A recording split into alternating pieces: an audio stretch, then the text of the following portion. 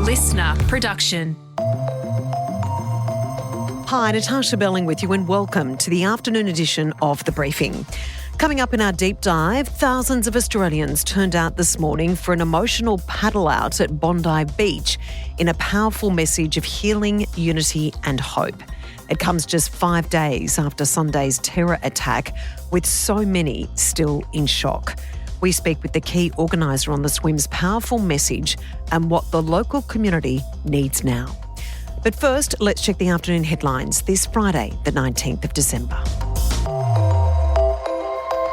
The Prime Minister has announced the federal government will launch a new national gun buyback scheme in response to the Bondi Beach terror attack.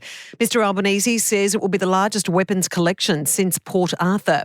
The buyback, funded jointly by the Commonwealth, the states and territories, is expected to see hundreds of thousands of firearms destroyed. National Cabinet is also moving to tighten gun laws, including stricter licence rules, limits on gun ownership, and accelerating a long-delayed national firearms register. Mr Albanese says no one living in suburban Australia should need multiple high-powered weapons, calling for bipartisan support on reform. If a bloke in Bonnyrigg needs 6 high-powered rifles and is able to get them under existing licensing scheme, then there's something wrong. I think Australians can see that. Meantime, the New South Wales Government has announced the details of its gun reform legislation that will be introduced to state parliament next week. The bill will cap the number of guns an individual can own to 4, with the exception of some primary producers and sporting shooters. It will also reclassify pump-action weapons to make them only available to farmers, agricultural workers and primary producers. The Premier will also introduce unprecedented legislation to limit mass gatherings. When a terrorist incident is formally declared under the Terrorism Police Powers Act, the Police Commissioner or Deputy Commissioner of Police, with the agreement of the Minister for Police, will be able to declare a specific area where the public assemblies are restricted for a period of time, a public assembly restriction declaration. And Bondi hero Ahmed al-Ahmed has been presented with a cheque for more than $2.5 million after thousands of people from around the world donated money in recognition of his extraordinary bravery. The police say Ahmed helped save more than 30 people during Sunday's Hanukkah terror attack. The fundraiser also attracted more than 43,000 donors, including high-profile figures from the US and Australia. Ahmed telling supporters it was important to stand together, saying he acted from the heart in a video posted from his hospital bed by a Canadian social media influencer. Stand to each other, all a human being, and put everything back behind the back and keep going to save life. Ahmed remains in hospital after a number of surgeries and faces a long recovery. Now it's time to get into our deep dive on this morning's powerful paddle out at Bondi Beach. Thousands turning out to support the local community 5 days after the mass shooting killed 15 innocent people and injured 40 others. Swim organiser David Solsky joins us to explain why the paddle out was so important and so powerful and what the local Jewish community needs now. David, thanks so much for joining us. After such an horrific week for the local Bondi community there and especially the local Jewish residents, this incredibly powerful paddle out where thousands of people came out to support the local community there. You've had a moment this afternoon to watch back the vision that unfolded this morning. How incredibly powerful was it to see that support after such a heartbreaking week?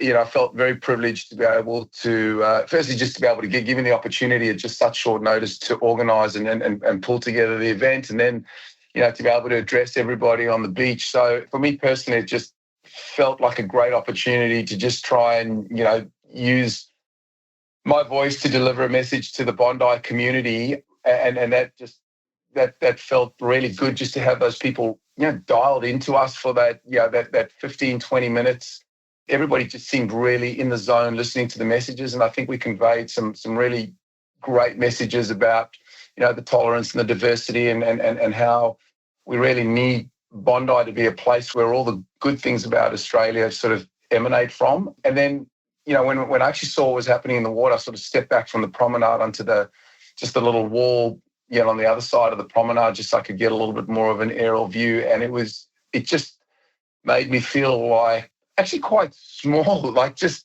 oh my God, just look at all these people. The paddle out as people came in waves off the beach was almost more inspiring than the actual circle itself. It was just thousands of people paddling together out into the ocean. I got quite emotional at that point. I've been watching the footage since I got home. The aerial shots are beyond extraordinary. That many people in the water taking up that space, and when they're on the beach, it was epic. It was absolutely epic. But anybody who's been caught up in the last week, it doesn't matter whether you're, living in Bondi or a Jew living in Bondi, or I suspect people in Sydney or all across Australia. It's been a very difficult week emotionally for people. And I just feel today we just sort of were able to rip the Band-Aid off that. And I had just so many people coming up to me after as we were sort of, finishing up the event and packing things away, just saying, I really needed that. Wow, thank you so much. And I've had hundreds of messages. I don't even know who most of these people are because they're not in my phone. Just of this sort of common theme, like we needed that, Bondi needed that. And it's obviously very raw still. We want, 5 days since the event, but I think it was a good thing, and it's allowed people to just create that circuit breaker that we needed. And hopefully we can go forward from here with the healing process. David, you organised this paddle out that happened this morning, I believe on Wednesday night, sending out a couple of messages through WhatsApp groups. Were you blown away by how many people turned out this morning? Oh, like beyond. Look, we know we've got a big surfing community in Bondi. Anybody who surfs in Bondi is probably frustrated by the fact that we've got too big a surfing community because it's hard to get waves in the water these days. But, we sent something out. I got asked mid-morning Wednesday if I could sort of just take the reins on this. We had the invitation out by a couple of hours later, lunchtime on Wednesday, and within 2 or 3 hours, we had the Bondi board riders, the Salties, which is the swimming group, Let's Go Surfing, who sort of run all the lessons down there, and the 440 Run Club, all contact me and just say, look, we were looking at paddle outs, memorials. What are you thinking? I told them, and they said, hey, we want to jump on this. We want to collaborate with you. It needs to be Jewish-led. This is ultimately the epicenter of the trauma is within the Jewish community. So there was like no egos. They were so respectful, and they've obviously got significant groups within the Bondi community. So they sort of blasted that out late Wednesday afternoon, maybe into Wednesday night. And then, Thursday was just all systems go. We got together. We looked at sort of safety because our number one priority was safety. I mean, that is just a lot of people on the beach and in the water and accidents do happen. And, that's the last thing we needed. So, yeah, it was, am I surprised that there were that many people, which was your original question? Yeah, that was just mind-blowing. We sort of figured we might get around 1,000.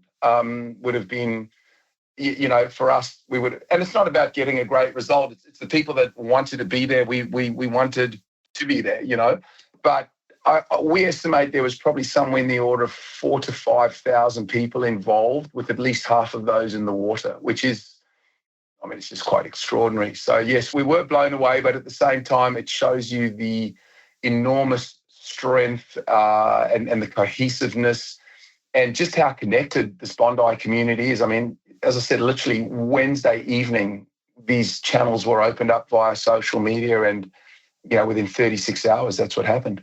David, you mentioned before that you had so many people reach out to you after this morning saying we needed that, thank you, it helped rip off the Band-Aid.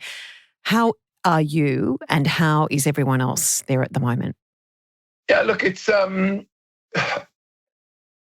I think there's a difference between grief and trauma and shock. These are all variations on a theme.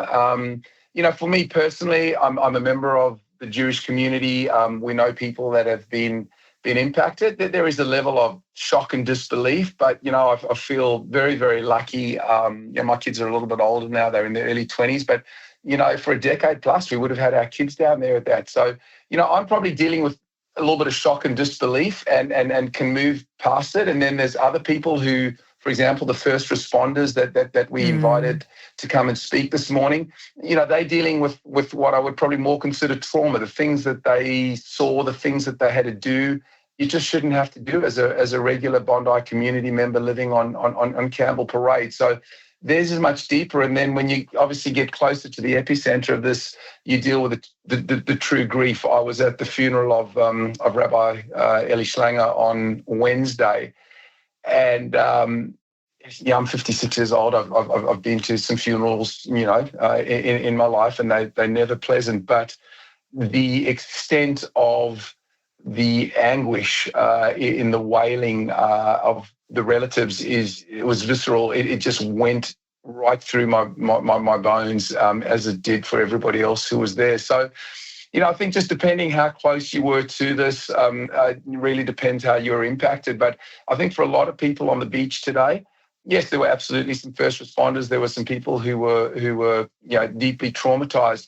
I would say the majority of the people on the beach today are probably just in shock and disbelief that this could happen, in our beautiful Bondi backyard. And that's why I think ripping the Band-Aid off, getting in the water, showing, that huge, massive people, that solidarity, we're all in this together. I really think that today would have given us some forward momentum, hopefully, on a lot of those people just dealing with some of the shock and disbelief to be able to, kickstart again and get going. And that's absolutely what we need for our vibrant Bondi community. But for those people that are dealing with trauma and grief, they're obviously going to have much longer roads ahead. I've seen some very worrying signs for some of those first responders who are deeply traumatized. And, as our community, we'll reach out to them and already have and are seeing how we can support them with counselling. We've got obviously a huge effort that's been mobilised within the Jewish community and also making sure that they can connect into some of the broader community. So, yeah, it's complicated, the grief,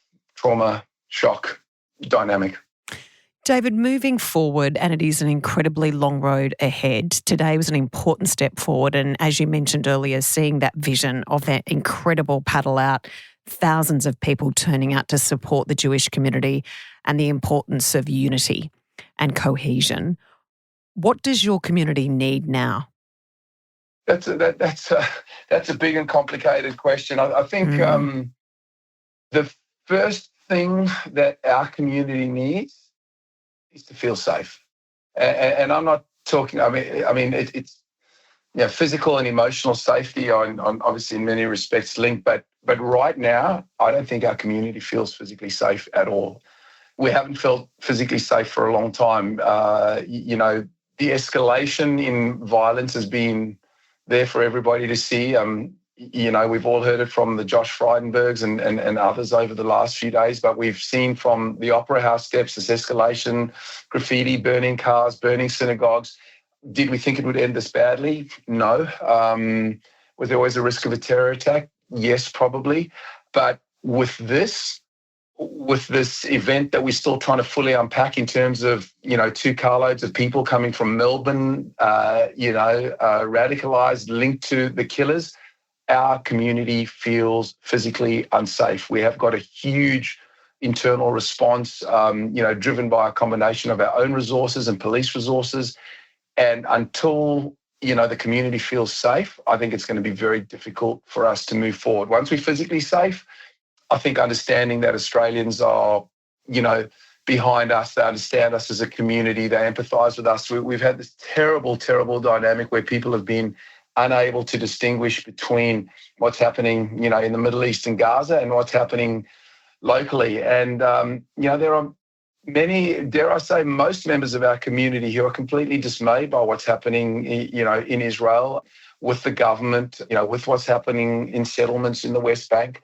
But that doesn't mean that, our lives here in Australia as law-abiding, responsible community members should be so heavily impacted. And The government can deal with security to the extent that they can, and it's never going to be perfect.